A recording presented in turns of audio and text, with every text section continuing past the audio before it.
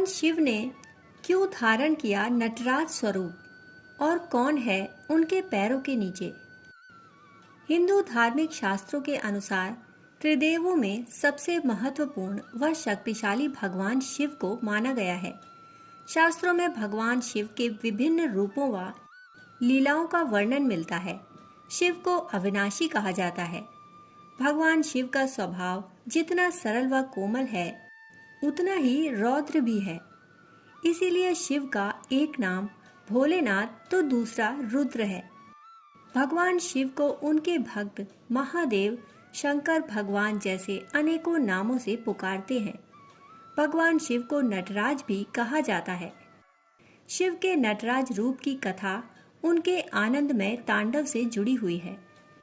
भगवान शिव का नटराज रूप नृत्य के देवता के रूप में ब्रह्मांडीय नृत्य का प्रतीक है, जो सृजन, विनाश और पुनर्जन्म के चक्र को दर्शाता है।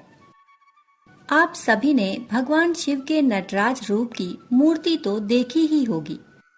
भगवान शिव के इस स्वरूप को सृष्टि के प्रथम नर्तक के रूप में भी जाना जाता है। धर्म ग्रंथों में शिव के नटराज रूप की कई व्याख्याएं की गई हैं।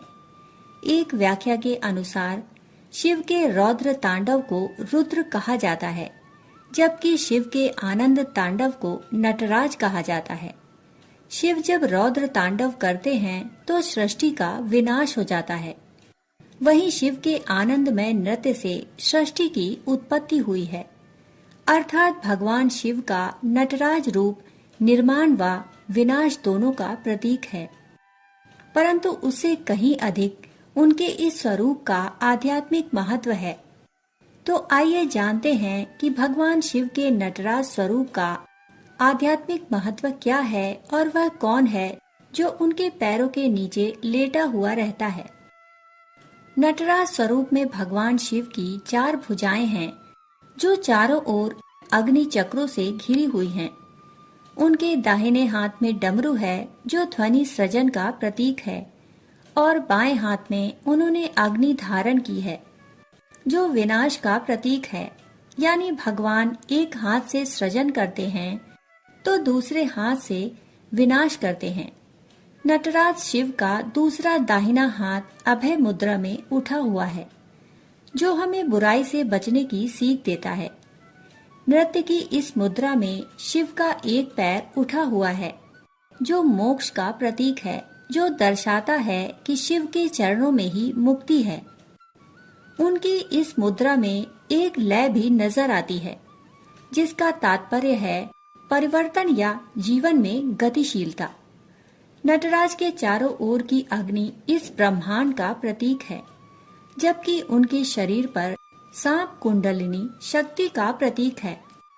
नटराज का मुस्कुराता हुआ चेहरा विपरीत शक्तियों के बीच संतुलन और शांति का प्रतीक है।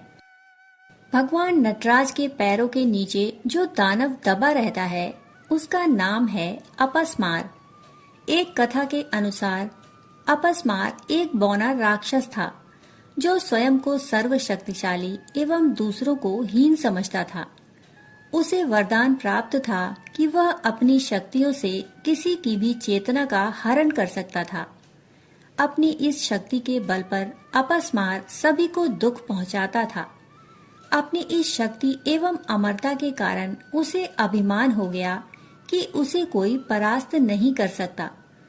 एक बार कई ऋषि अपनी अपनी पत्नियों के साथ हवन एवं साधना कर रहे थे।